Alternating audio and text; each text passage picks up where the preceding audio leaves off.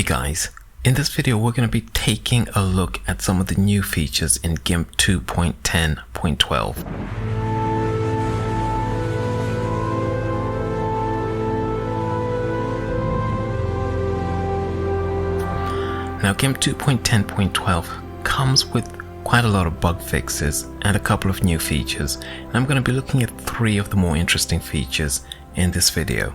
So we're going to start off with probably one of the most impressive improvements in performance in Gimp since Gimp 2.10 came out, and this is the ability to resize an image whilst retaining the quality of the image. So to explain to you what we're going to be doing, we're going to be taking an image and we're going to be rescaling it so that it becomes larger, and then we're going to be reducing the size of the image. Now in previous versions of Gimp 2.10, when you did this, you really lost a lot of the quality of the image, but there's been an improvement in Gimp 2.10.12. So what we'll do is to take the image up to 200%. And we're going to be using the cubic interpolation. That creates a really large image, and then we'll take it back down again to the original size. So we're going to take it down to 50%, and you can see this is the final edit. So this is before, and it's a little bit sharper, and this is afterwards. It's become a little bit soft, but it's still looking fairly crisp. So I've already done this in the previous version of Gimp, and we can do direct comparison here. So this is the final image that we're looking at here, or this is the original image without any edits. This is Gimp 2.10.10, and this is Gimp 2.10.12. Now if I compare 2.10.12 with the original, that's the original, that's afterwards in 10.12. That's the original. You can tell that after the original's edited, we lose just a little bit of the original quality. You might not be able to see it, but I can see a bit of softness in the final one with 2.10.12. But if we now compare 2.10.12 with 2.10.10, I think you can see there's a lot more softness there, especially around the high detail area, around the eyes. So this image here is really sharp. It's just perfectly sharp with the original. But what we had to do when we were using Gimp 2.10.10 was to sharpen the image, because every time we edited it, we ended up losing quality. But now you can do quite a lot of edits without losing so much quality.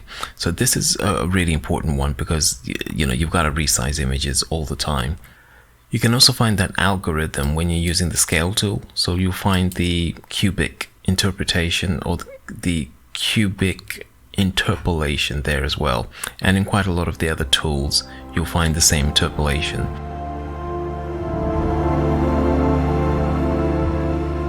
Another couple of new features in Gimp 2.10.12 is an improvement to the offset filter. Now the offset filter is something that's used in design. So we go to layer, we go to transform and offset. And in the past, you just basically were able to choose, make a selection here and then hit OK, and then that was it. With this one, you can actually preview the tool. So let me just bring up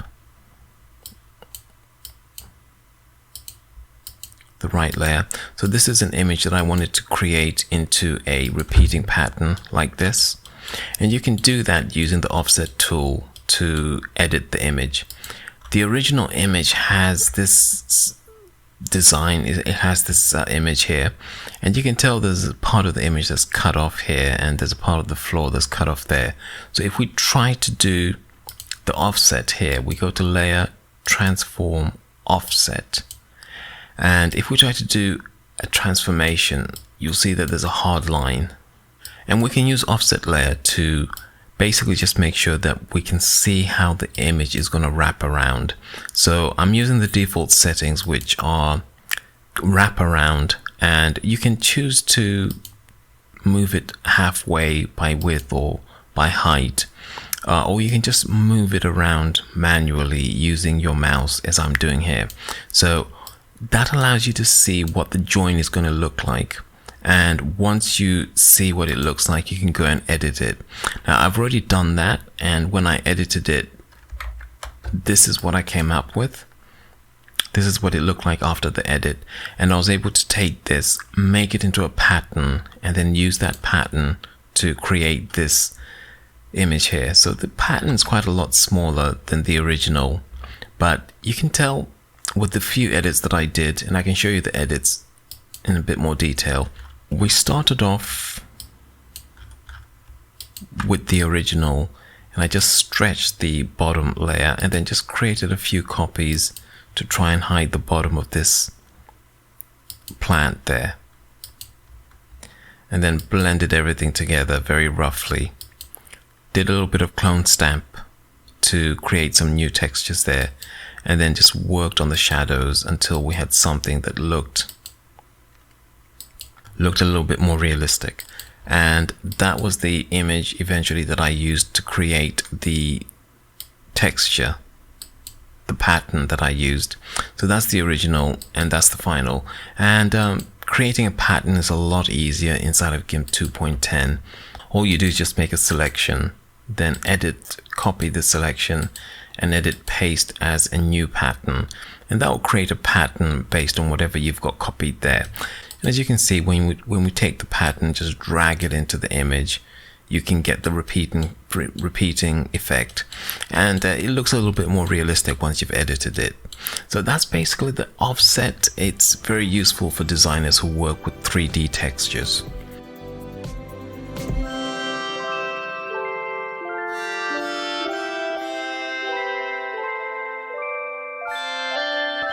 The final thing we're going to be looking at is the Kerbs. This has been improved quite a lot. So we're going to be taking this image and creating a kind of cross-processed effect using the new improved Kerbs. So let's bring that up. And what I'm going to do is I just want to increase the blues in the shadows and the reds in the highlights.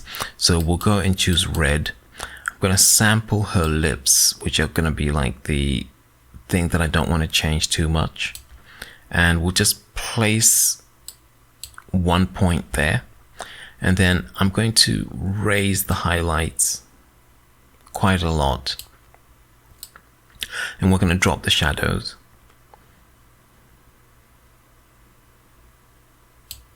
The next thing we're going to do is to edit the blue, and to edit the blue we'll go to the blue channel.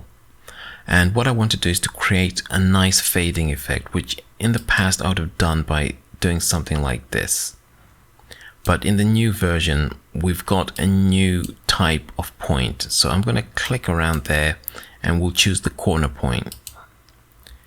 We'll click there and turn this into a corner point as well. And now we can actually just really easily just move this here, and that will create that nice faded effect. So you can see you can move this around and it gives us that straight corner effect right there. Next, I'm going to drop the blues and the highlights. That gives us a nice rich looking kind of orangey yellow in the highlights. We'll hit OK. One other thing you can do with the Kerbs is to use the input boxes. So if I wanted to, I could go here and I could actually change the settings using the input box.